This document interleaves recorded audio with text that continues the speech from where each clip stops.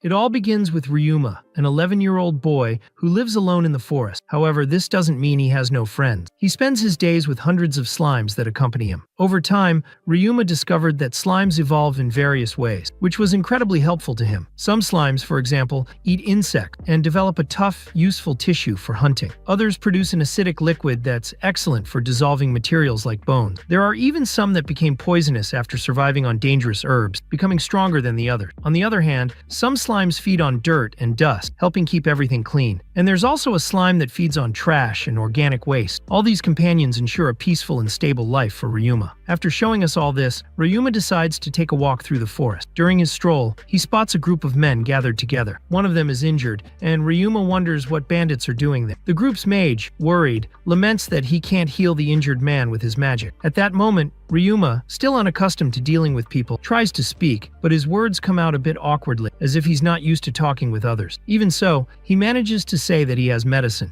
The group is suspicious, but the mage decides to take a look and test the medicine, discovering that it can indeed help. They hand the injured man over to Ryuma, who begins to treat him. To everyone's relief, the man starts to recover. Encouraged, they decide to keep going, but Ryuma invites them to rest at his home. As they walk together, the men wonder how a child could live alone in the forest. Ryuma then stops and warns them about a beast nearby that might attack at any moment. The men remain alert, and upon noticing some slimes, they prepare for battle. However, Ryuma steps in front of the slimes, protecting them with his body and explaining that they are not enemy. The men then understand that the slimes are Ryuma's friends and apologize. They continue walking, and along the way, the eldest man, a blonde, starts a conversation with Ryuma, saying that when he was younger he also had slimes as companions, as his family were tamers. However, he no longer works with that. Soon after, they reach a dead end. The men comment that there's no way through, but Ryuma uses his magic to remove the barrier that had been hiding the entrance to his home. As soon as they enter, everyone is amazed by the place, but one of them notices that there's only enough furniture for one person, meaning Ryuma lives there alone. Furthermore, the fact that he appeared without being noticed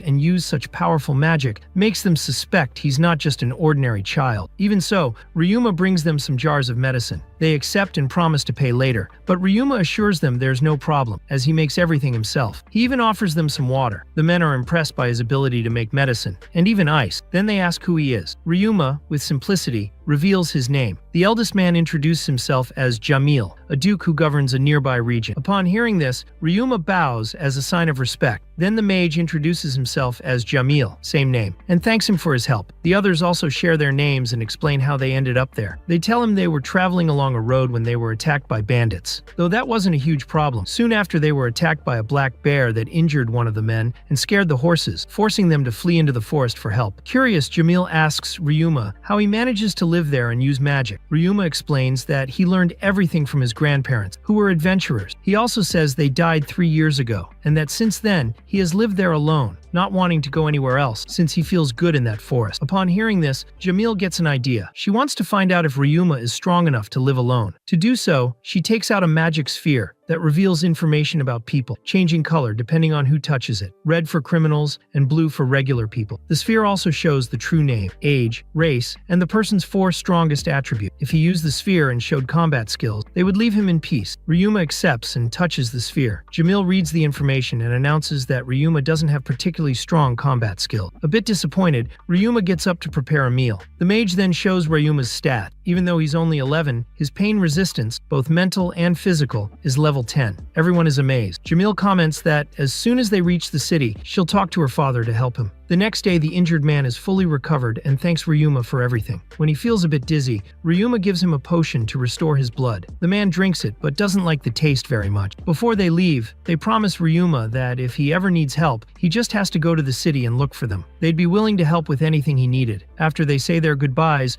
Ryuma feels guilty for not telling the truth. He knew he'd lied. His grandparents hadn't died 3 years earlier. He himself had died. He then starts to recall his story. He had been an adult man in that other world, working at a company. One day he woke up in a white place where they told him he had died. Already accustomed to so much effort, he understood what had happened. He had worked too hard, and his body couldn't take it anymore. Even so, he remained calm, knowing that sooner or later his life would come to an end. So he asked who those people were. They introduced themselves as God, the god of life, the creator, and the goddess of love. Curious, Ryuma wanted to know how he died. They explained that he died in his sleep after sneezing 4 times in a row. Each time he sneezed, he moved a lot, and on the last time, he fell out of bed and hit his head, suffering a fatal hemorrhage. Upon hearing this, Ryuma was furious that he died in such a ridiculous way, considering everything he'd already faced in life, including broken bottles and much more. The headbutt he'd delivered to his boss, and countless other things, hadn't been enough to end his life, but in the end, he died because of a sneeze. On the other side, the god of creation began to explain why he'd been brought there. According to the god, the idea was to have him reborn in another world, since that new place was suffering from a lack of magic. Since he came from a world full of magic, he could transfer some of that energy, as no one there used it any. Upon hearing this explanation, he got excited. He remembered how he always saw this kind of story in manga and anime. The god continued, saying that he wouldn't be reborn with the body he had now, but instead as an 8-year-old boy. He also explained that there wouldn't be any grand mission or special task awaiting him. He could live however he wanted.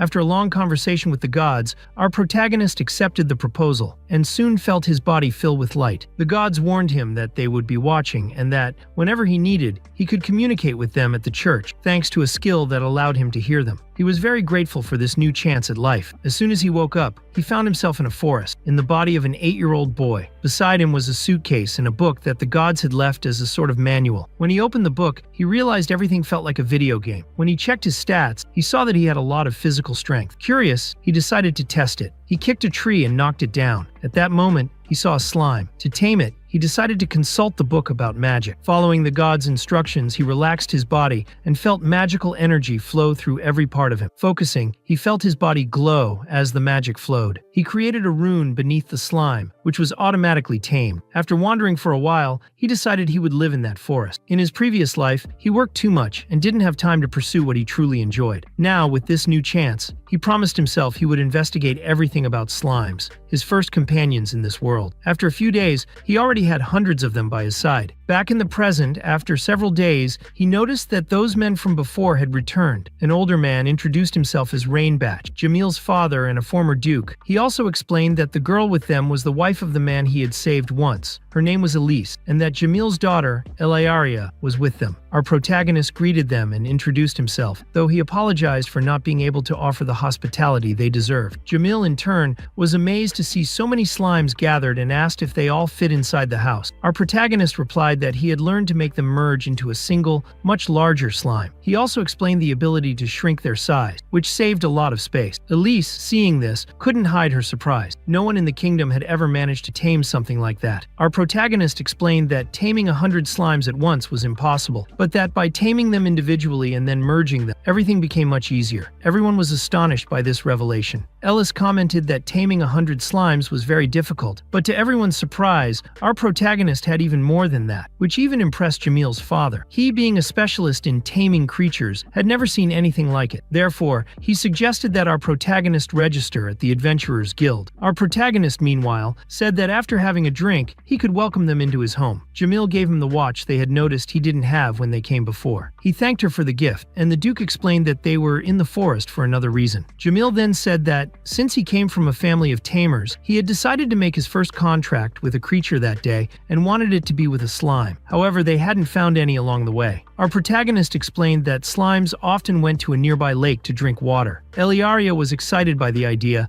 and wanted to go there, but first asked if he could explain more about slimes, since she didn't know which one to choose. Our protagonist then explained that there were 2 lesser-known types. One was the carrion slime, which fed on garbage and could turn it into fertilizer. The other was the cleaning slime, which ate any dirt it found. To demonstrate, he gave a slime a goblin rag he had defeated earlier. The slime began to devour the grime and left the cloth spotless. Even some maids commented that goblin dirt was the hardest to clean. Our protagonist assured them that they were very safe, to the point that he could put his hand inside the slime without any harm, since it only consumed dirt. Jamil and the whole family were impressed. Yara, excited, said she wanted a cleaning slime, as she wanted to be the first to have something like that for her family. Our protagonist felt a bit awkward explaining how to do it, so he explained to the other men in private how the process would go. They understood why he had been embarrassed, and one of them, determined, explained to the girl what she needed to do. He He said she should take a bath and use the water with her sweat and dirt to attract the slime. The girls, upon hearing this, blushed and gave the man a few playful smacks. But our protagonist explained to Eliaria that, for some reason, cleaning slimes were strongly attracted to sweat. She was embarrassed but decided to try. After bathing, she went into the forest using the water as bait. She spent the whole day searching, and in the late afternoon, she came back beaming, saying that she had found her first partner, a cleaning slime. Later at home, our protagonist saw how happy Yara was with the slime, which reminded him of his own first companion. At that moment, Elise asked if he had thought about what he would do next. Our protagonist explained that he still wasn't sure about leaving the forest. However, Jamil's father suggested that he accompany them to the nearby city, where they would stay for a while. He also said that he could return to the forest whenever he wanted, but that it would be good for him to meet other people in places. Eliaria, excited, said that it would be her first trip too,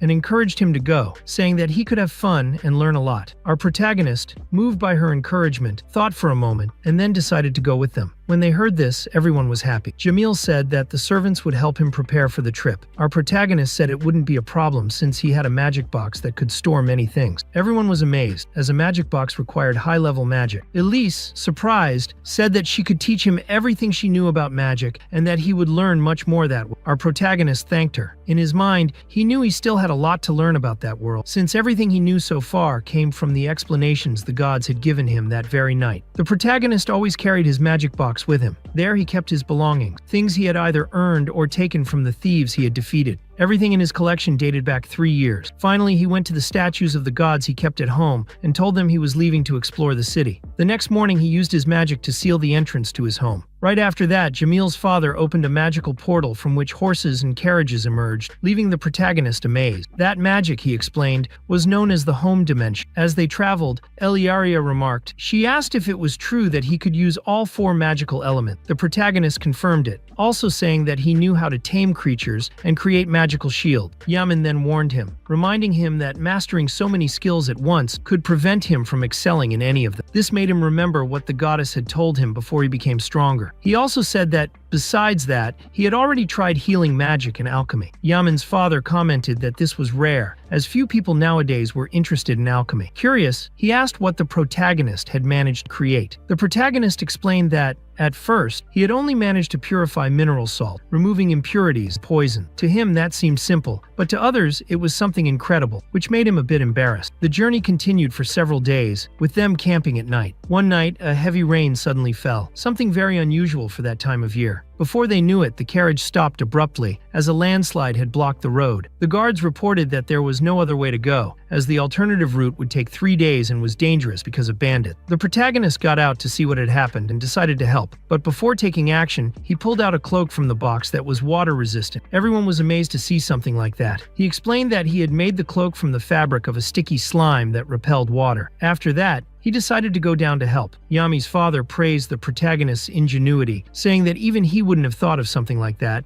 and that once they reached the city, he intended to take the cloak to the CCH for further analysis. At this point, but back to the story. The protagonist approached Jamil and told him that he could use 2 spells to remove the stones, turning them into blocks so they could pass. He also created a shield to protect everyone from the rain and said he had a better idea, to combine the 2 spells into one that could transform the ground into blocks. With that, he cast the spell and turned everything into stone block. With the help of his slimes, he began clearing the blocks from the road, quickly opening the way. Everyone was impressed with what he could do, and the protagonist felt proud of having helped. A few days later, they arrived in the city. The protagonist's first cousin since he arrived in that world was there. The next day, he went with Jamil's entire family to a church to receive his official identification. There, a young woman led him to the baptism room and explained that he should take an albidrio pill and put it in a container, then touch a crystal ball that would reveal his information and record everything. The protagonist touched the ball, which began to glow intensely, forcing him to close his eyes. When he opened them again, he found himself facing the gods who had welcomed him on that first night. Startled, he asked if he had died, but the gods, smiling, said no. They had only moved his mind to that place temporarily, and he would return to the world as if nothing had happened. The protagonist remembered that someone had once said he could speak to the gods upon arriving in the city, and he thanked them for that ability. The gods explained explained that it would now be easier to communicate with, and they congratulated him on his house in the mountain, praising how clean and beautiful he kept it. The protagonist said it was thanks to his slimes, but Gain, one of the gods, explained that it wasn't quite like that. Actually, there hadn't been cleaning or scavenger slime before. Those species had been created by the protagonist himself. The god explained that, a long time ago, he had made ordinary slimes, but over the years they had stagnated, no longer evolving. Then the protagonist came along and created new species that even surprised the god Ryuma. They praised his ideas and mentioned that they hadn't expected him to meet the Duke's family. The protagonist asked if there was something wrong with that, but the gods answered that there was no problem at all. It was just that one of Jamil's ancestors had married a girl who had also reincarnated into that world. She had asked for skills to tame the creatures of that place and dedicated herself so much to it that she founded the kingdom's Tamers Institute, earning the title of noble. Jamil's ancestor fell in love with her, and the two married. Because of that, Jamil's family had tamers for several generations, and it seemed that Lara had inherited a lot of their blood, as she also descended from another reincarnation on her mother's side. That other reincarnation had been of a young man who wanted to have great magical power and combat skills. The gods granted him that,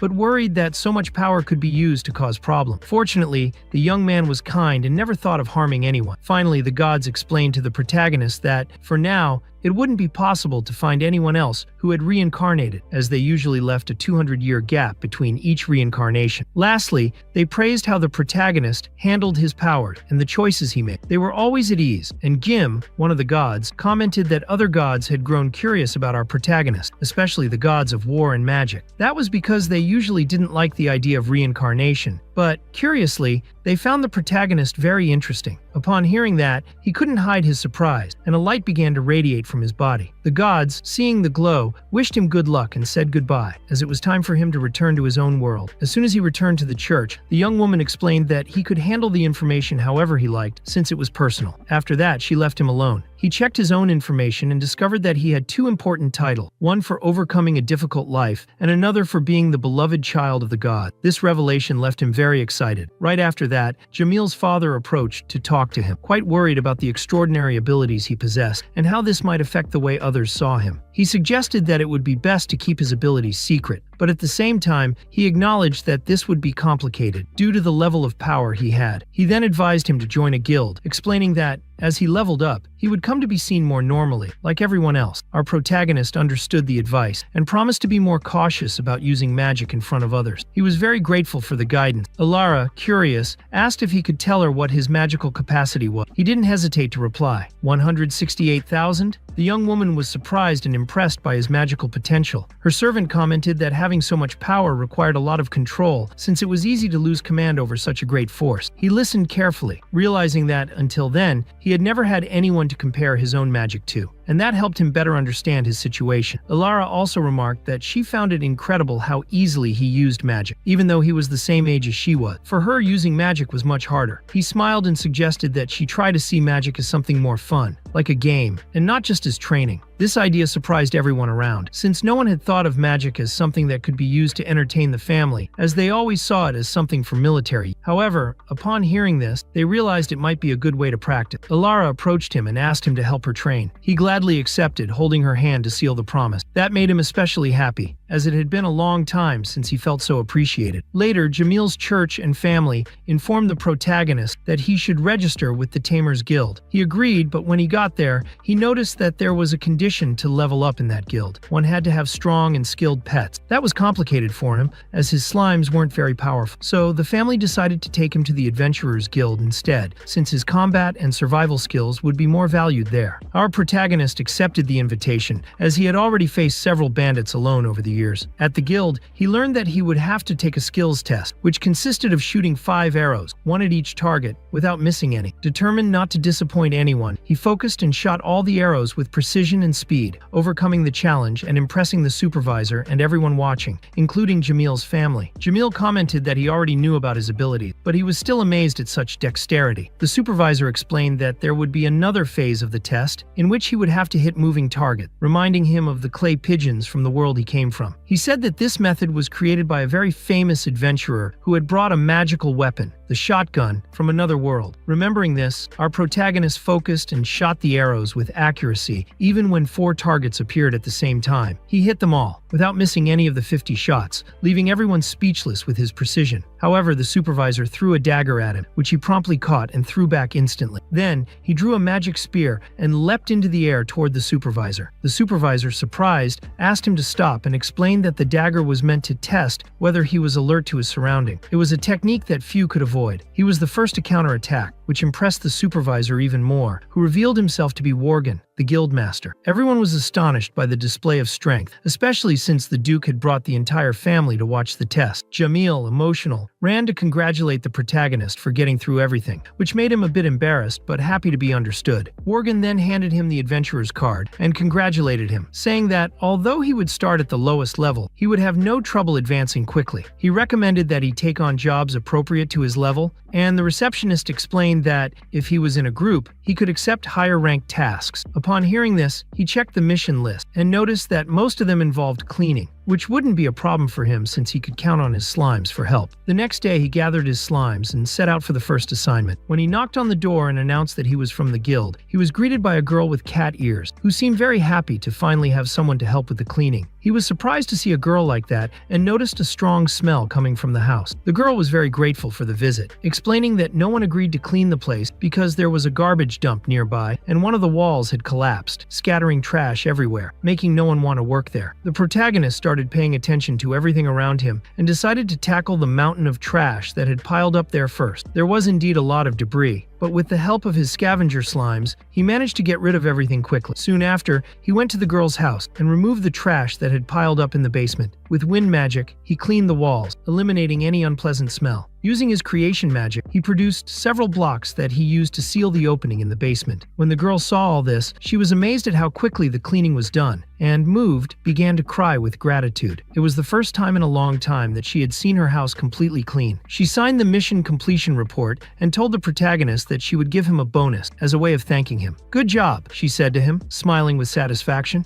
Then the protagonist went back to the guild, where the receptionist handed him the payment for the job. Even though it was a generous amount for something like cleaning, he still thought it was too much money for that kind of task. That was when Warren called him. The master, surprised, commented that it was incredible how he had managed to clean the girl's house so quickly. He had known her for a long time, since she had been an adventurer in the guild. Curious, he wanted to know how the protagonist had managed to get everything done so fast. Our protagonist explained that he used his slimes for that. Warren was impressed and took the opportunity to propose another job. He explained that due to the decline in production at the city's mines, income had dropped significantly and expenses had to be cut. One of these cuts affected the maintenance of the public restrooms. Since the government provided very little funding for this, no one wanted to take on the job. As a result, the community restrooms had been left uncleaned for quite some time, and those with limited resources were turned away with excuses not to hire them. Hearing this, the protagonist understood the situation. He realized it wouldn't be easy to solve, but told Warren he would take on the job the next day. He also suggested they talk to Jamil's family, as they might find a way to value those jobs and help those in need. He explained that when he first met them, Jamil's family supported him without hesitation. Later, the story shifted to the conversation with Jamil's family. When they heard everything, they were shocked, since expenses were still within expectation. Jamil's father was very upset because he had invested in the construction of the community restrooms and had always dreamed of providing job opportunities for those who needed them most. Learning that funds were being misused made him angry. He promised to investigate, and the next day would find out who was diverting the resource. Meanwhile, the protagonist headed to the restrooms, which were in a terrible state. From afar, he could already smell the strong odor coming from them. Ryuma took out his gloves, protective gear,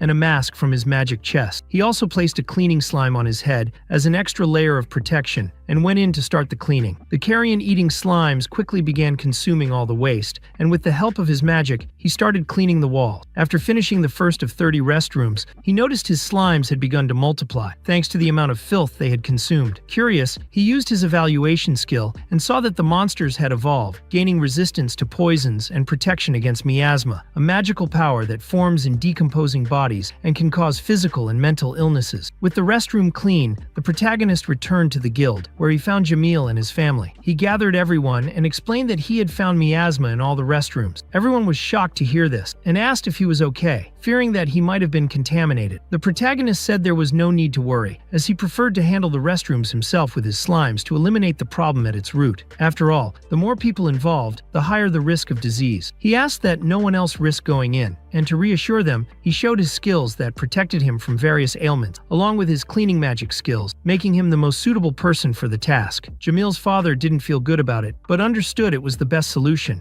and thanked the protagonist for his effort. Then Zoma started cleaning all the restrooms, while the other adventurers, brought by Warren, prevented curious onlookers from entering. They explained that many of these adventurers were from different races and had various magical abilities. After that, the protagonist noticed that, after eating so much, his slimes had leveled up from level 1 and turned into a giant slime with a special gluttony ability, which made cleaning much easier. At the same time, he asked the maids for food and regeneration potions to recover his energy. Ryuma spent the entire day, and even the night cleaning, only stopping to eat and take the potions brought by the adventurers. Some adventurers insisted he take a break since there was no need to work through the night, but the protagonist replied that he had no time to waste and kept working. After feeding his slimes so much, he now had over 3,000 of them, which sped up his work even more. He continued until dawn, when he finally finished cleaning all the restrooms. After that, he met with Worgen and reported that the job was done. The master, impressed, said he deserved a good rest and a generous reward for his effort. The protagonist, however, walked back to the house. After working so much, he ended up witnessing the sunrise, which reminded him of his old life, when he used to work late and arrive home at dawn. Back then, his mother always stayed up waiting for him, even though he asked her not to. But one sad day, she passed away while waiting for him, and that marked him deeply. On the day of the funeral, he couldn't even cry because the pain was so great. Since then, he had gotten used to living alone, not caring much about his own feelings. He thought he would never recover everything he had lost. But when he opened the door to the house, he found Jamil and his family waiting for him. They all looked at him with concern, asking about his health and saying that dinner was ready. They also invited him to take a bath and rest. The protagonist froze, feeling something he hadn't felt in a long time, and tears suddenly came to his eyes as he apologized for remembering the days when his mother used to wait for him. He moved closer and hugged them without thinking. Eliaria, excited, said that now he had a family that would always be there for him. Alberto, their ward, felt enormous gratitude for everything he was experiencing. After so long, he finally felt real affection and realized he had a family that truly loved him. That made him very happy to be in this new world. The next day, he was woken up for breakfast. Meanwhile, Eliaria had already gotten up early and was working with the servants to prepare a special meal because she wanted to take the opportunity to ask Alberto to teach her how to use magic. She thanked him for the food and said she would accept the request, remembering that he had promised to help her learn magic. The maid then asked if he wanted to learn anything in return. Eliaria replied that she would like to know more about attack magic, as she didn't understand the subject very well. Mage Jamil assured her that he would teach her how to use magic more effectively. After some time training, Eliaria went out with Jamil to continue her magical studies. Yara was the one who began to show the girl some magic, explaining that her strengths were ice and fire spells. Alberto commented that those were the hardest to master, but then demonstrated how to do something similar to fireworks, starting by using water magic. With his hands, he created a bubble, and then, using air magic, made several bubbles. Eliaria got excited and tried to imitate him, managing to create several bubbles, although they popped too quickly. Then, Riol explained that if she imagined that a sticky substance would help the bubble last longer, she should think of something like sticky slime. Eliaria tried again, and this time the bubbles lasted much longer. Alberto had an idea, and, using a larger amount of magic, created a huge bubble for Eliaria to play with. She was delighted by it, grabbed the bubble, and started filling it with water, shaping it with magic. Meanwhile, Alberto was taking lessons from Jamil, who was teaching him a basic fire attack. He tried it and launched a fire arrow even stronger than Jamil's. They kept training, and Alberto learned many attacks with different elements: earth, water, fire, ice, as well as defensive spells, like walls made from any of those elements. After practicing for a while, Alberto asked Jamil to teach him more magic, but the mage didn't know what else to teach since he had already covered the basic. That's when the servant suggested teaching spatial magic. Alberto agreed, and the servant asked if he knew any type of magic besides the magic box. Alberto replied that yes, he knew how to use teleportation but only to nearby places. The servant explained that now he could learn to teleport to greater distances as long as he focused on the desired location and concentrated all his magic. Alberto tried and managed to teleport near a tree a few meters ahead. The servant also demonstrated the power. He explained that Alberto already had intermediate level magic, enough to practice the domestic dimension, an improved version of Alberto's own magic box, but much bigger and with its own air, which would help transport his slimes. After spending the whole afternoon training, on the last attempt, Alberto managed to create the domestic dimension. He thanked the servant excitedly, who replied that it was all a result of his effort. It was time to go back. So focused, Alberto didn't even notice it was already getting dark. The next day, the whole family set off for the mines. They explained to Alberto that Eliaria also needed to learn how to fight monsters and bandits,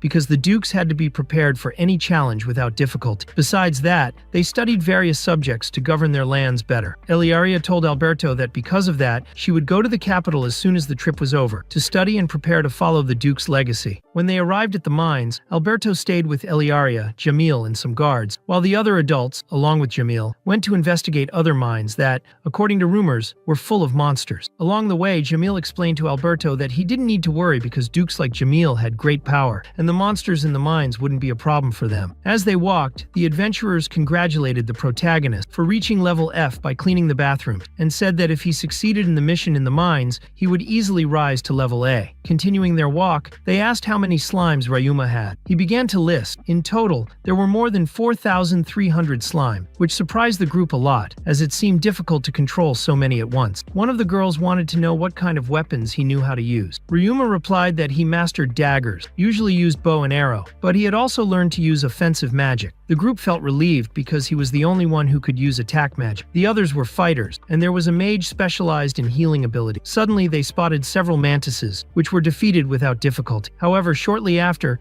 the protagonist noticed a swarm of bats ahead. The group didn't know how to handle so many at the same time, but Ryuma had an idea. He summoned a sound barrier to protect them and used a new spell, a sound bomb that quickly eliminated the bats. When they arrived at the spot, all the bats were on the ground, defeated. Then, he called his slimes, which started feeding on the defeated monsters. At noon, they decided to take a break to rest, since they had faced many enemies. But when they went outside to get some air, they saw many people gathered. Warren explained that a group of theirs had found goblins deep inside the mine, and that one adventurer had even been injured. According to the information, there seemed to be a village with about 500 goblins. They needed to eliminate that village quickly to prevent the number from growing. So, more adventurers were called for a new attack. First, they closed the exits, so no goblin could escape. Then, they used light magic with some girls to attract the monsters' attention, part of a well-planned strategy. However, they realized there were many more goblins than they had imagined, exceeding the mark of 1,000. Ryuma noticed they were running out of arrows, and that the acid slimes weren't eliminating enemies fast enough. So he said he would keep his slimes at a distance and use his native dimension skill to bring all the slimes at once. He warned the adventurers that he would launch the sound bomb, but first would protect himself with the slimes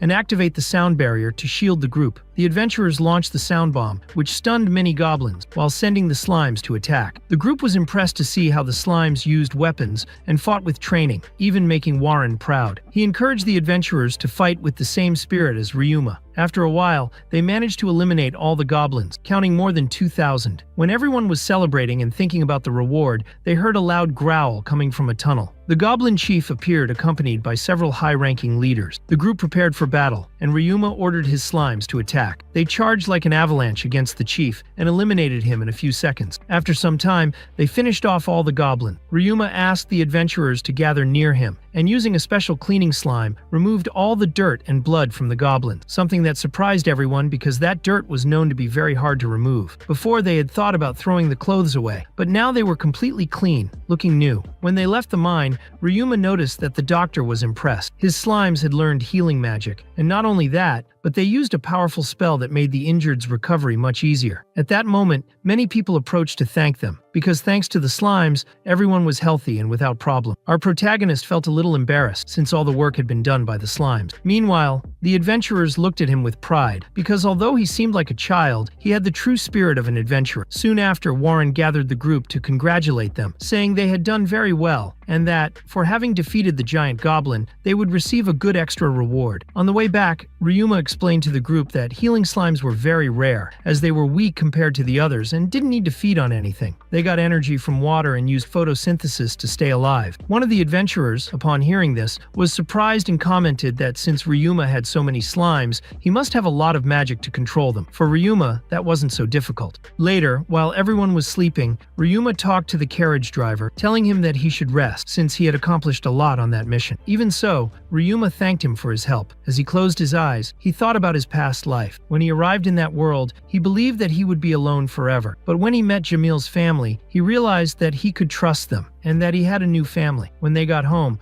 Ryuma told everyone how many goblins they had faced and how they managed to defeat Jamil's family. They were shocked to see the number of goblins in the mines, but the protagonist quickly reassured them, saying that everything had gone smoothly and that there had been no conflict. The next day, he and Eliaria went to where Morgan was. They explained the plan they had come up with, and the merchant was quite surprised, as he had never seen that type of slime before. Morgan assured them that it had everything to be a success, but advised them to register the business with the Merchants Guild. He explained that with the increase in profits, it would be better to avoid any legal issues and keep everything official. The protagonist agreed and headed to the guild. When he got there, he presented his idea to the guild owner. She was also amazed to see the new generation of slime and felt motivated because, like Morgan, she saw a lot of potential in the business. She said she would start the registration process immediately. Morgan explained that they would need a good place to set up shop, and the guild owner revealed that she had a place available. She said that the place was not in good condition, as it had been abandoned after a fire, but she would sell it for a low price. Later, the protagonist went to the place accompanied by Morgan and Eliaria. When they arrived, they discovered that the space had previously been a bar and a warehouse, but the fire had left it destroyed and would need a lot of repairs. Even so, the protagonist realized that the location was excellent, close to the adventure area and the industrial area, which would guarantee a lot of customers. Without thinking twice, he decided to buy the property. Morgan said that he would take care of the paperwork in exchange for a small commission, and also offered to introduce him to some contacts who could help him run the business. He explained that, as he was young, it would be difficult to deal with older people, so it was better to have someone more experienced as the face of the company. The protagonist understood and accepted the idea of having several people to help him. In addition, he promised to buy everything Morgan needed to start his work. In the following days, the protagonist used the slimes to clean the land. The regular slimes removed the weeds, and the acid slimes removed the remains left by the old establishment. Then, with his magic, he began to create blocks, and with the help of the slimes, he began to build the business. A few days later, the boys from the Jamil family showed up to help. They said it was okay to support him, since they were friends, and it was normal to support each other in business. The protagonist was very grateful for their help. With the help of the adventurers, they began to paint the place. They praised the protagonist, knowing that he now had an E rank in the guild thanks to the monster house in the mine. The protagonist thanked everyone for their support, acknowledging that the adventurers' ideas were fundamental to his success. The adventurers promised to spread the word about the business and attract many people, since they would be the first to use the services, knowing the slime's ability. They also congratulated him for deciding to be independent, something difficult for someone his age, and mentioned that they knew that he had even refused help from a noble family to maintain control of the business. After a few days, the store was almost ready. Eliaria asked him if he wasn't tired from all the work. He replied that he was used to it, because in his previous job, he also did tasks like that for several days. When Eliaria wanted to know what he did before, the protagonist hesitated, thinking about what to say, because he thought she wouldn't understand if he said he was a programmer or an engineer. So he decided to say that he made dolls for some customers. This excited Eliaria, who asked him to make a doll for her someday. Later, while walking with Eliaria, the protagonist said that he planned to throw a party to thank everyone who helped build the business. He planned to have food and various activities so that everyone could have fun. During the walk, he saw the church and decided to visit it to speak with the gods. When he arrived at their kingdom, he found only Kufo. When he asked about the other gods, Kufo explained that they were visiting their old world, enjoying the entertainment there. The goddess, for example,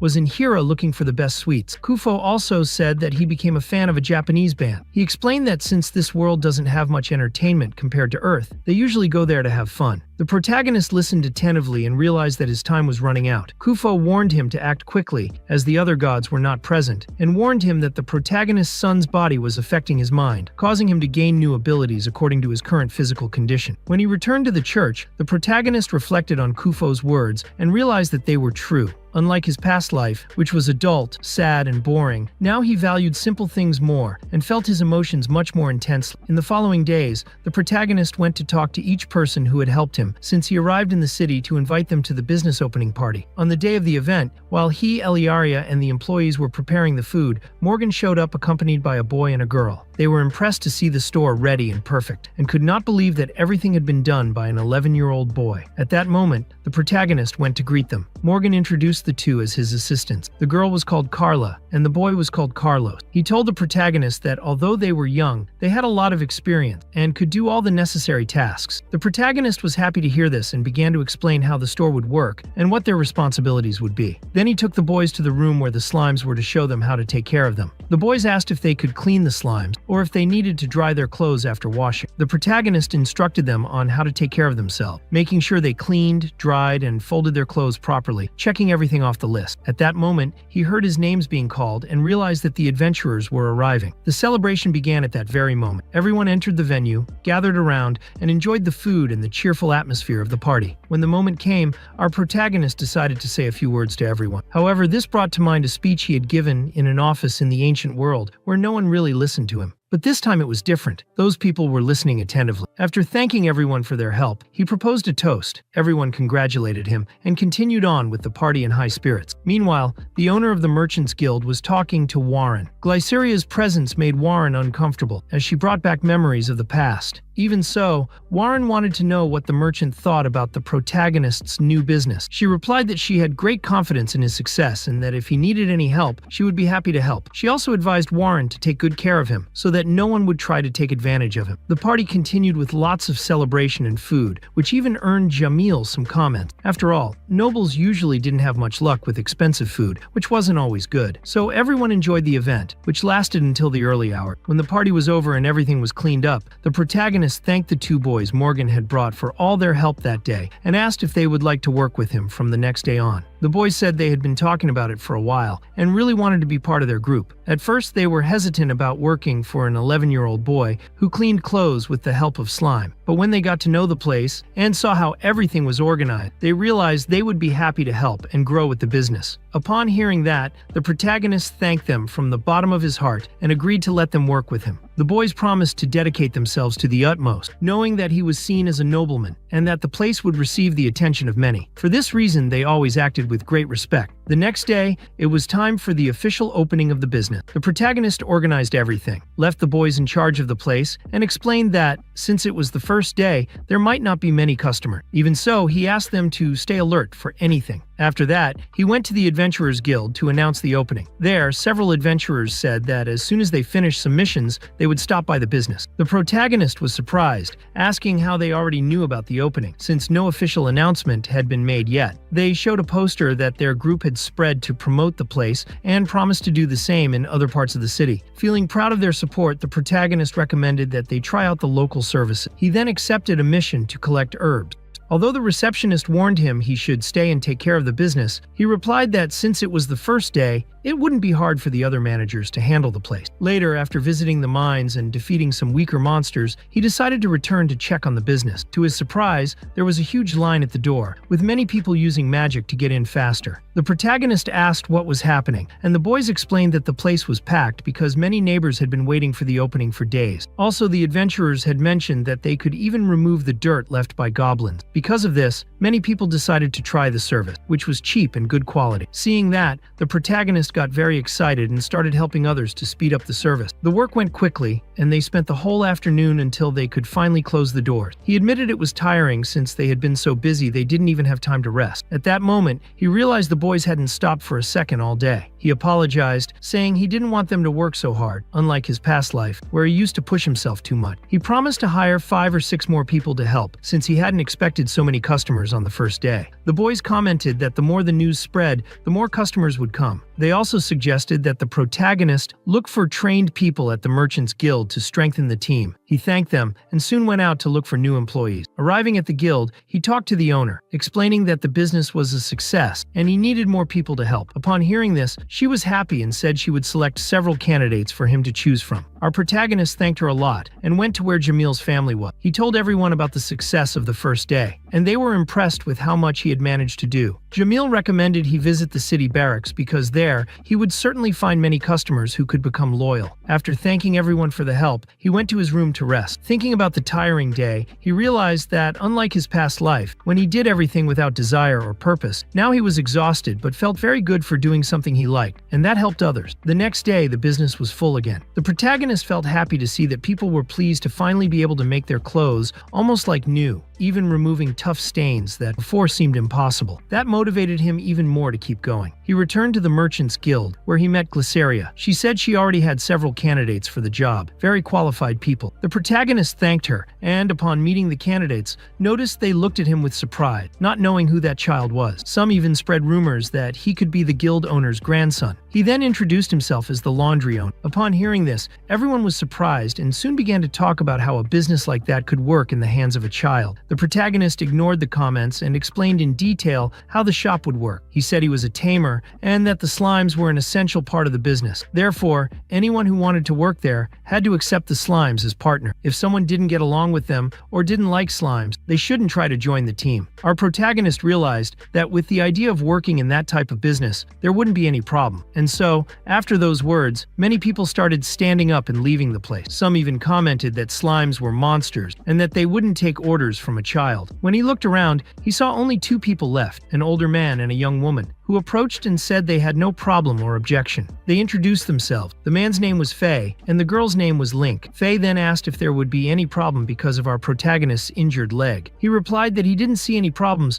because he knew in his mind that the slimes could help him. Then, he asked if they had any concerns about payment. Faye said he had no demands regarding payment, while Link commented that she would just like to have a place nearby to sleep, something simple and cheap, as anything would help in that situation. Our protagonist assured them that wouldn't be a problem, since the business had rooms for employees and all their needs would be met. Then he asked one last question, having watched them carefully. He asked about the weapons they were trying to hide in their clothes. Faye and Link were surprised that he noticed and decided to be honest. Before all that, they were assassins. Glyceria, who was also present, stood up to explain that both of them were foreigners. During a war, they lost the master who gave them missions, so they fled and arrived at that kingdom, trying to start their lives over. Faye explained that they had worked in mines, but in an accident, he broke his leg and therefore needed some help. They were surprised by the fact that our protagonist, even though he was so young, showed so much attention. Glyceria mentioned that he was similar to them, not in a bad way, but because he seemed to be hiding something from his past. To change the subject, our protagonist asked if they could start working the very next day. They were surprised by the quickness of the proposal, since he knew their past, but he replied that he did not mind and trusted them. Glyceria recommended Link, and upon hearing this, the young woman was very happy and promised to do her best at work. Our protagonist said they could even use their skills to protect the business, in case any problems arose. Faye asked him to be patient, as they were good people trying to leave the past behind, and they would help a lot. After that, he thanked them for the advice and took them to the location. After some time,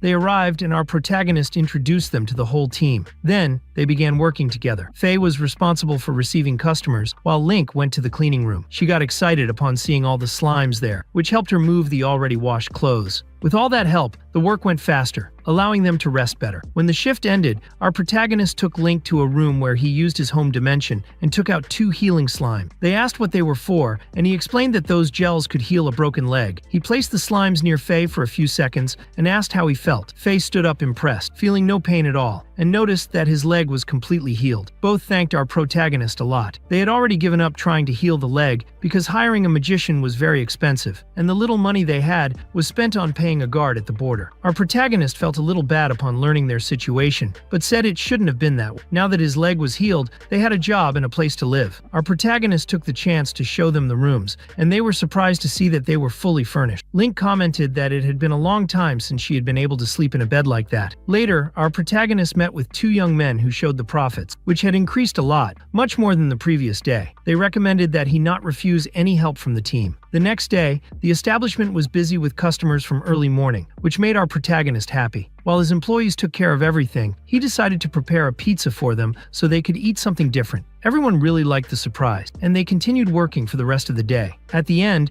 our protagonist noticed that that day's sales were higher than the previous day, and thought it might be time to hire more people to help out. Upon saying this, everyone agreed, and he also suggested hiring a cook. The young men were surprised because normally one of them cooked, but Ryuma explained that it would be better to have someone who really knew how to prepare tasty dishes, so everyone could enjoy the meals better. Faye praised our protagonist, saying he cared a lot about his employees, something she had never seen anywhere else. With good salaries, living there, and quality food, the workers would have every reason not to want to work anywhere else. Our protagonist thanked them for the compliment and promised to do his best so they would enjoy the work. After that, he went to the Merchants Guild to talk with Glyceria to find more candidates. He explained that he needed 3 more workers and a cook. The owner was surprised to hear he wanted a cook, but she knew Ryuma and understood that a food specialist would be better than a regular employee. She promised to help and said she would find good candidates, and that this time they would truly be interested in working with slimes. The next day, our protagonist met the candidates, 3 girls from a nearby town, all looking for jobs, plus Selma, who was a cook at an inn. Everyone agreed to work at the shop and live in the dormitories, since only his approval was missing. Our protagonist got excited and accepted. Glyceria mentioned that if the business went well, they could even consider opening a branch in another city. After a week, the new girls were already well adapted, and with Selma's cooking, the atmosphere became even happier, allowing even our protagonist to take some time to rest. Now he had time to take care of the walls and flowers. While keeping track of the business progress, Jamal's family approached him to comment on how much they trusted the protagonist and how he had exceeded all expectations, adapting well to the city and making the business grow a lot. A few days later, our protagonist received a call from Morgan, who asked how things were going. Ryuma replied that everything was going very well, and that he had already hired several young people to keep the shop running even when he wasn't around. Morgan was surprised and mentioned that he had a proposal for the protagonist, since the frog grill season was approaching, and it would be great to have a waterproof fabric like the one he offered. They wanted to create enough products to ensure that adventurers would definitely buy the prototype. When he heard this, he immediately agreed and promised to start sending her much more waterproof fabric. Soon after, the protagonist met Eliaria and showed her that he was running some tests to try to obtain more iron slimes. Eliaria asked if he was producing the waterproof fabric in the mines. He confirmed, and she asked to accompany him there. In the end, the two arrived at the site when Eliaria took out a violin and explained that she loved music. Moreover, she knew that the birds that appeared during the frog season also enjoyed music, which would make it easier to tame them while Eliaria played. Then he began working on the intermediates while Eliaria continued playing her violin. Using his creation magic, he picked up some stones and molded them, forming a small doll of Eliaria named Albert. Eliaria was very happy to see the doll and promised she would take care of it forever. Later, when they arrived home, the protagonist showed everyone several figures he had made of each member of the household, and they were impressed by the level of detail. That was when Jamal had an idea. He suggested that Eliaria take the figures to the academy, since she would certainly miss him a lot, and that would help her manage those feelings. Hearing this, Eliaria got excited and asked the protagonist to make a figure of himself, since he was the only one missing there. The next day, the protagonist went to the shop and, as everything was going well,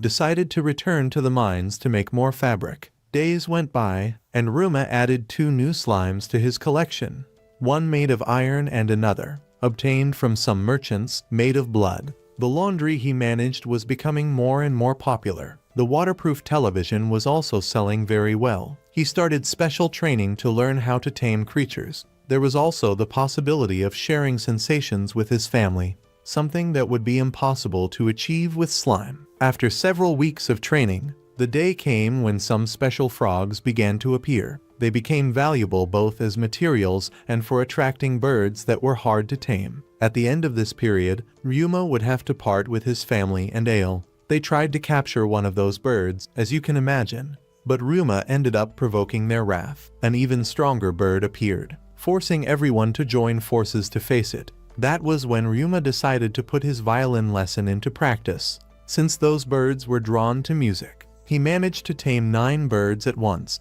Meanwhile, he tried playing his guitar and was able to produce such a beautiful melody that even a grown man could be moved. That was how he succeeded in winning them over. Among those left, there was a rare and high-level bird, something Ryuma didn't have. Without further delay, they decided to celebrate this victory. It seemed that after an exchange of valuable items, the time had come to say goodbye. They promised to meet again in 3 years. So, more than a farewell, it was simply a see you later. Rom decided to write a letter to Eliaria, reporting everything he had done since he began living independently, away from his family. Meanwhile, the protagonist dedicated himself to the laundry, helping the employees and supervising every detail. Later, Callum approached Ryuma and asked him to find a time to visit them another time, reminding him that he always took charge of the tasks early, relieving the employees of some of the work. Ryuma agreed without hesitation. Callum took the opportunity to bring up the idea of opening a new establishment again. But the conversation couldn't continue because a strange sound outside caught both of their attention. Curious, they went out to check and came across Lilin, who had tied up two individuals who were trying to defame the laundry with the intention of driving customers away. Ryuma, intrigued, asked why he had heard laughter in the place. Jane explained that those two troublemakers used to wash their clothes there and always looked for some non-existent defect. When they found nothing, they became the target of mockery from the others, which angered the customers. Lilin, determined, restrained the two and took them to the guards. Ryuma reflected on this. He thought to himself that he needed to prevent similar situations from happening again. With the help of his slimes, he would create windows resistant to any impact. He spent the entire night dedicated to this task and, in the process, ended up discovering an unusual type of slime. Curious, he analyzed the creature and realized that, surprisingly, it was his own relative in an evolved form. Could it have changed this way? He wondered. To his surprise, it was a medicinal slime, the result of the transformation of poisonous slimes when they ingested antidotes. The protagonist asked this new slime to start concocting medicine. With the help of his magic, he examined each product, realizing not only a promising business opportunity, but also an effective way to help many people. The next morning, Ryuma went to meet the gods and noticed that the space around him seemed different. There, he met a deity he had never seen before. The being introduced himself as Tekun, god of technology and craftsman, and revealed that he had been observing him for some time, even reproducing some of his inventions, such as the toys he made for Eliaria. Ryuma told Tekun about his arrival in the new world, receiving praise for his skills. He then asked about the other gods. Tekun explained that each followed their own interests, except those who governed war, magic, and the earth. Before parting, he advised that if any questions arose about that world,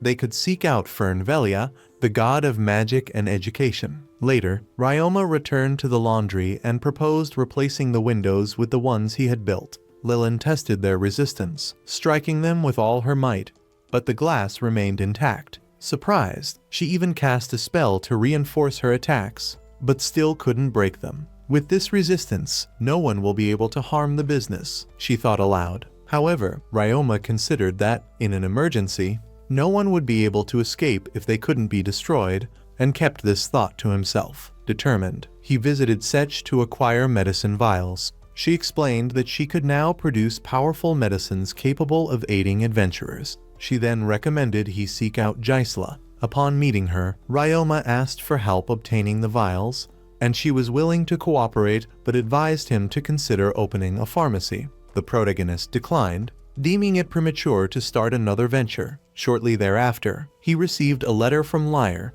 in which he realized that perhaps he really needed to expand his business. The head of the Takers Guild showed up at the laundromat to inspect the protagonist's slimes and commented that he expected greater profits from them soon. Meanwhile, a commotion was brewing inside. A man accused the establishment of damaging his clothes.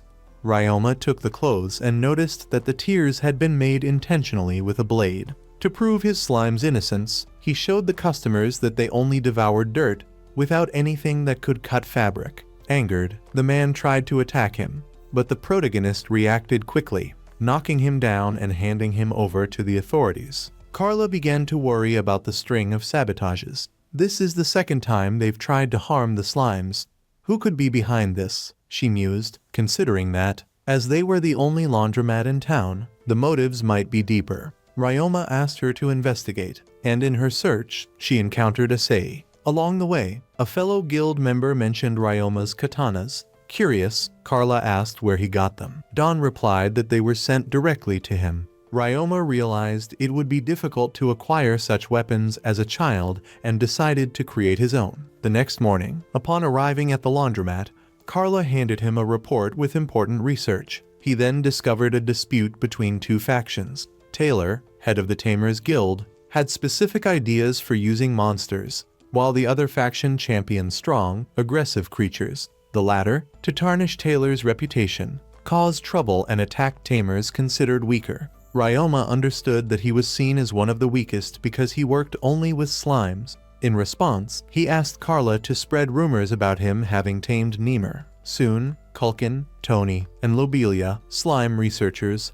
arrived at the laundry to check on the creature's well-being. Interested, they wanted to know how they evolved into different types. Ryuma shared his research, explaining details. That night, upon returning home, he realized he was being followed. 3 people cornered him in alleys, armed and intent on harming him. Without hesitation, he used teleportation and poison spells to defeat them, then interrogated them. However, a summon appeared to attack him from behind, but Nier protected him. Shortly after, Warren appeared with the police, saying he had heard the commotion and had come to help. The next morning, Ryuma warned the staff to be extra careful. Carla accompanied him to a meeting at the Adventurers Guild, where they learned, thanks to Warren, that assassins had been hired to eliminate him. Gisela advised that if he faced such enemies, he should use violence to instill fear and drive them away. For days, Ryuma had to defend himself against increasingly numerous attacks. Realizing the risk, he decided to train the staff in self-defense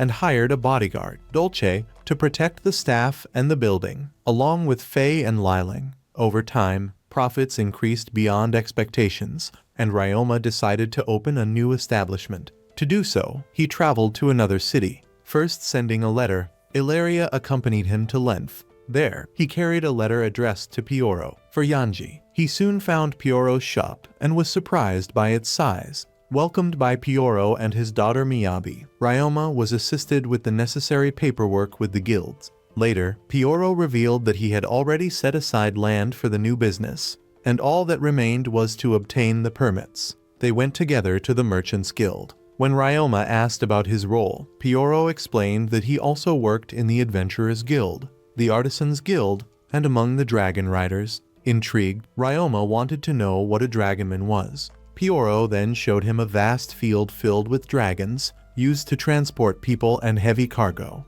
leaving him impressed. After completing all the paperwork, Ryuma headed to the land where his business had already been built. The building was ready, but it still lacked furniture. He decided to solve this by sending instructions via a letter carried by a messenger bird. Pioro invited him to dinner, and the young man accepted without hesitation. He was surprised to realize that the dishes served were recipes from Earth, which brought back many memories. During the meal, it was discovered that Miyabi would be sent to an academy to make contacts that would help her in the future as a businesswoman. However, she felt unsure, as she wasn't sure she would get along well with humans. At another point, Ryuma learned that the city was being attacked by a monster. This being was linked to one of the gods because it carried an ancient relic. "I'll deal with that later," the protagonist thought, deciding to postpone the matter. The next morning, he personally went to the new facility, bringing his slimes to help him furnish the place. When he finished, he went looking for the monster and ended up finding it by chance. He was with Jack, who was reading a letter he'd received from Eliaria. The enemy was a massive D-rank boar, whose presence filled 2 adventurers with fear. Ryuma took a deep breath and prepared himself. He summoned his bow and attempted to wound the creature, but soon realized its hide was too tough. It won't work like this, he thought, as the adventurers shouted for him to flee. He, however, refused to back down. He would face the boar using brute strength. Reinforcing his blows with a spell, he finally managed to bring the beast down. The adventurers, impressed, thanked them for having their lives saved. One of them, injured, was treated by Ryuma, who used a healing slime to close all the fractures. They then wanted to reward him by offering him payment. Ryuma, in turn, asked them to help him transport the boar to Pioro. Upon seeing the slaughtered animal, Pioro couldn't hide his surprise. Shortly after, M became angry and scolded Ryuma for bringing the boar to the business. Just then, a boy from the guild appeared, accusing him of acting illegally. having completed a high-level quest without authorization. Ryuma quickly thought of an excuse, and with the help of the adventurers he had saved, managed to convince the boy that he hadn't broken any rules. The boy eventually accepted and left. The next morning, Ryuma received his reward from the guild for saving the children. Pyoro also wanted to reward him, offering him wild boar meat. Ryuma then had the idea of preparing a typical Earth dish for Pyoro to try. Upon tasting it, both he and Miyabi were delighted with the flavor. They quickly learned the recipe and decided to use it in their own shop, attracting more customers. Later, Carla visited Ryuma to assist him. She introduced the new employees who would be working at the second establishment. Ryuma welcomed them enthusiastically and, together with them, organized the laundry for its opening. He and Carla supervised everything, ensuring the service was done correctly. They were surprised to see that there were also many customers at this location. Once the employees got used to the work rhythm, Ryuma appointed a supervisor he could trust. Afterward, he returned to Gimal and received a letter from Eliaria, reporting on the progress he had made in his taming magic training. Soon after, he visited Search, who showed him the new items available at the guild. Seeing the products from Earth, Ryuma couldn't contain his surprise. He asked if they worked with magic, and Search confirmed it. So he went to the laundry room to check on things. Callum mentioned that one of the slimes had devoured coal. The protagonist explained that this was normal. Slimes did this when they were about to evolve into another species. He decided to take the slime home to study it further. The next morning, he met with Callum and told her he was leaving town for a while to improve his adventurer rank. He asked her to take care of the laundry, and Callum accepted the responsibility. Next, Ryuma went to the guild, where Warren's secretary introduced him to a new employee. In the meeting room, Ryuma explained that he wanted to advance in rank by undertaking missions outside the town. The secretary asked if he intended to go to the Sea of Trees, considered one of the most dangerous places in the world. Ryuma confirmed and recounted his experiences living there. Before meeting Reinhardt's family, Ryuma had been forced to sign a security contract. This time, Bina gave him a special mission to facilitate his advancement in rank, escorting goods to the city of Kevin. Ryuma recognized the name of the city, as that was where the artifacts Search had shown him came from. A few days later, Ryuma arrived in Kevin. He visited the artifact workshop and delivered the cargo. The owner rewarded him with a cup of tea, the flavor of which the young man recognized. It was earth-brewed tea. Just then, Search appeared to greet him. The owner, named Dome, then presented a new invention, a magic-powered car. He explained that he manufactured artifacts to sell worldwide, and with the money he earned, he paid for his grandson's education at the capital's academy. Despite being only 4 years old, he believed the boy was a genius, as he was already helping him create artifacts. Ryuma found it curious, but dismissed it. Together with Search, he looked for an inn to stay at. While purchasing a magical artifact, Ryuma noticed an unfinished music box, made by Dome's grandson. He decided to finish it himself and showed the result to Search, who advised him to take the idea to Dome. That way, they could replicate it and sell it, helping to fund the boy's education. That night, Ryuma wrote a letter to Eliaria, telling her about the artifacts he had discovered. The next day, he visited the local shop and met Dome again. He presented the music box to her.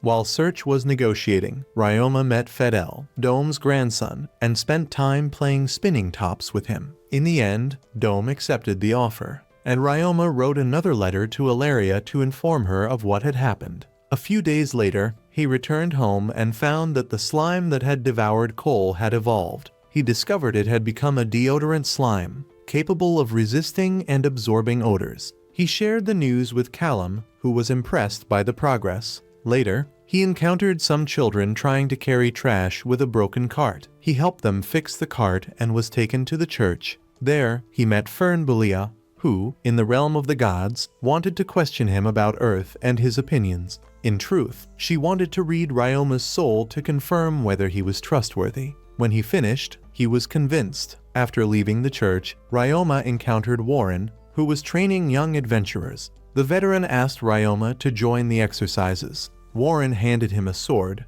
and the two began an intense training session that amazed everyone present. Later, Warren asked if Ryuma would like to become an instructor for the newcomers. He replied no, as teaching could be stressful. Even so, Warren thanked him for his help. Shortly afterward, Ryuma received a letter from Eliaria. In it, she explained that she had learned to make sweets and planned to make them when they met again. She also revealed that she was going to the academy to live alone and was nervous about it. Ryuma pondered what he could give her and decided to create a gift. He conducted a chemical experiment and created homemade soap in different shapes, thinking that Eliaria might appreciate this gesture. Days passed before Ryuma learned that a festival was about to take place. Curious, he approached Callum to ask what he knew, but the young man shook his head, saying he had no information. Ryuma then decided to seek out Dolce, who calmly explained that the event celebrated the founding of Goal, a time when artists performed and special shops appeared only during this period. Before the conversation could get any further, a concerned Kami interrupted, telling the protagonist that Carlo was facing problems at the second store. The cleaning slimes had begun multiplying out of control. Wasting no time, Ryuma teleported and arrived directly at the location. The scene before him was impressive. There were exactly 74 slimes gathered. He signed a contract with them all and wanted to know why they were multiplying so much. One of the employees handed him a piece of paper, explaining that overwork had caused the expansion. Fortunately, a method already existed to prevent their further evolution. Later, Ryuma visited Pioro and, as soon as he entered, noticed an unpleasant odor in the air. Pioro showed him a barrel of fermented fish. The protagonist recognized the problem and immediately asked the deodorant-type slime for help, which eliminated the odor in moments. As a thank you, Pioro presented him with a barrel of the fermented fish, which Ryuma took to Gimal. There, he learned that Search wanted to interview him. During the visit, Search showed him a newly finished music box. He explained that he planned to sell them at the Foundation's festival and already had several ready. Ryuma looked at the object, reflecting on his colleague's dedication. Shortly afterward, a scream from Selma caught his attention. He ran to see what had happened and discovered that the barrel of fish he had brought had begun to rot. He quickly used the deodorant slime again to salvage what was still good, turning the rest into cooking ingredients. Selma prepared a special dinner, and all the staff gathered to enjoy it. At the end, both Selma and Ryuma praised the meal. An excited Callum suggested opening a restaurant to host the artists coming to the festival. The idea caught on with the others, and Ryuma realized he couldn't refuse. So, everyone joined Selma in the kitchen, preparing unique dishes for the occasion. Later, Callum advised Ryuma to hire someone to help, as he thought it was risky for the group alone to handle everything. Ryuma thought the suggestion was sensible, but at that moment, Sichu appeared, interrupting him to introduce the head of the company responsible for one of the festival's performances, Prenant Zeloy. The albino man greeted Ryuma politely, praising him for being the creator of the music boxes. He confessed that he was a fan of the melody they played and regretted that his companions weren't there to congratulate him. Ryuma calmly replied that it was no problem. They were probably tired from the journey. Zeloy explained that they had indeed encountered difficulties, as giant ants had begun digging up transport routes, potentially causing landslides. The next morning, Ryuma went to the guild to report the problem. There, he was tasked with locating the creature's nest. To search, he used his bird sight spell, expanding his range. By chance, he encountered the young adventurers he had trained. They greeted him enthusiastically and explained that they were also searching for the ants, intending to sell the shells to forges, where they were highly prized. Ryuma decided to help them. With the help of his metal slimes, he detected one of the nests. Soon, a giant ant emerged to attack him, but he quickly defeated it. From the openings in the ground, several more emerged. Instead of intervening, Ryuma preferred to let the newcomers fight, only supervising closely and sending slimes when necessary. This way, he could ensure no one was hurt. Impressed by their speed, he decided to look for other nests and face more ants. By the time they returned to the village, it was already late, and everyone thanked Ryuma for guiding them. That evening, he took the group to the laundromat to introduce them to Callum. He told them they could be useful at the festival. Dolce recognized one of the young men, Beck, and commented that he knew the group from dealing with people from the Faveless.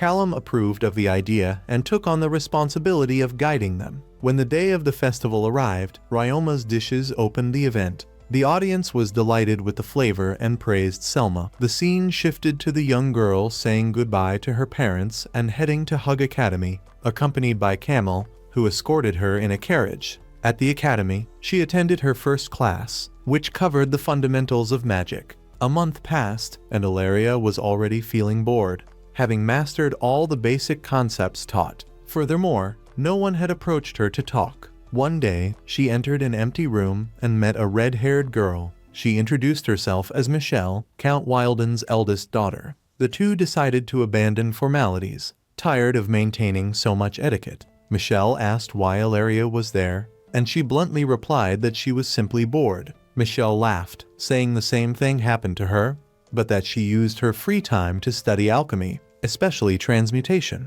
At that moment, Michelle began an alchemy experiment with fire, and Eliaria watched. Curious, she asked why she was doing it, and Michelle explained that she found it much more interesting than ordinary magic. She then created a small sphere of fire that bounced off a barrier, startling a girl who was watching them. The intruder apologized and introduced herself. It was Miyabi. She explained that she had a message from Ryuma for Eliaria, wishing her luck at the academy. Realizing the protagonist's intention to bring her and Miyabi closer, Eliaria didn't hesitate and asked them to be friends, regardless of titles or social class. Miyabi accepted, and Michelle joined them as well. The three went to the garden, where they began to form a group, as required by the academy. 2 members were missing. Michelle suggested Riella Clifford, Baron Clifford's eldest daughter. The 3 of them went to the weapons training camp and managed to recruit her. There, they also encountered Kanan, a girl known for cheating.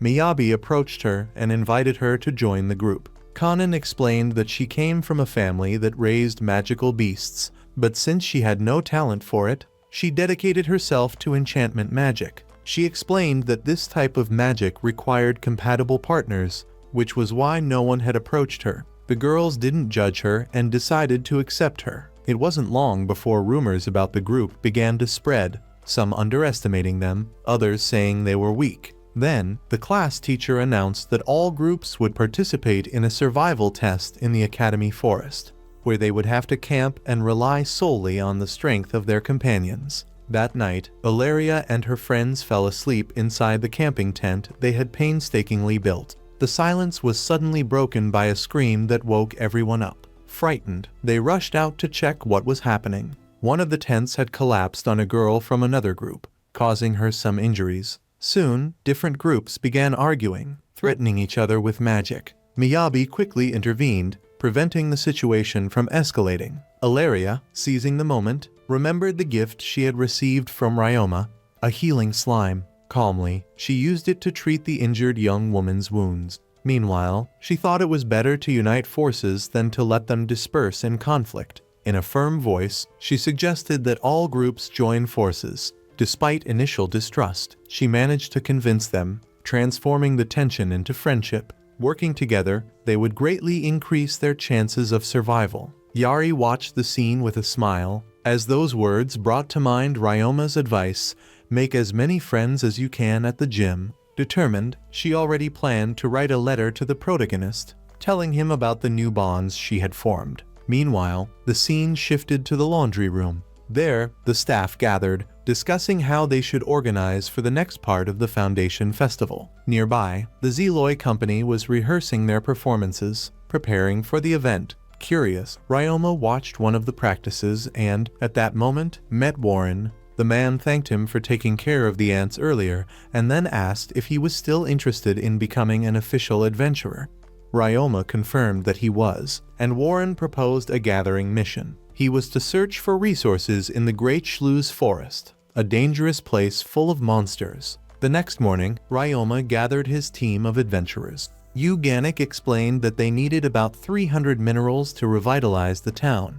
As the local mines were nearly exhausted, he emphasized that these resources were urgently needed to enable the town's expansion and reduce its dependence on limited mining. Asagi was appointed squad leader, and Warren added that Ryuma should accompany them to gain experience and thus level up. The group accepted the decision without complaint and began preparations. In the afternoon, they set off in a carriage toward the forest. Ryuma was pleased not to encounter the same group of adventurers with whom he had faced the goblins in the mines. Along the way, Asagi suggested they set up camp in the forest, but warned them to be wary of the trees, creatures that attacked from above with advantage. Their weakness lay in their faces, but the problem was that they were difficult to spot due to the magic they used to disguise themselves. Ryuma reflected on this, determined to be even more vigilant. When night fell, the group set up camp. The protagonist, wanting to better organize the plan, conjured a table and several chairs.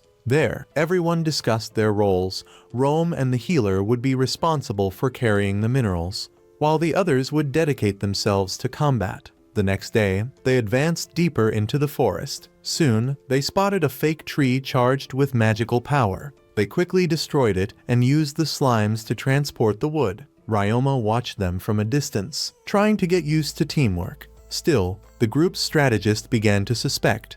It wasn't normal for trees to appear in broad daylight, as they preferred the night. This meant something unusual was happening. They decided to return for lunch. During the meal, Ryuma noticed a strange presence deep in the forest. He then encountered a new type of slime, the Pelusa slime, which possessed the rare ability to fly. Using spatial magic, he brought it into his hands, formed a contract, and carefully analyzed the creature's abilities. After lunch, the squad returned to the forest. Soon, they noticed more trees had appeared. Asagi began to suspect the presence of an elite monster lurking in the shadows. Ryuma then decided to summon all his metal slimes and transform them into throwing weapons, defeating a large number of these trees. This action forced the true enemy to appear. The elite monster revealed itself with an impressive aura of magical power. Ryuma's slimes trembled in fear, and the protagonist realized he couldn't let them face it alone. "I will take care of it, you don't need to be afraid," he thought, determined. The squadron, however, began to be attacked by surprise attacks from the creature. Joining forces, they attempted to resist, but the monster demonstrated frightening abilities, using dark magic capable of melting ordinary weapons.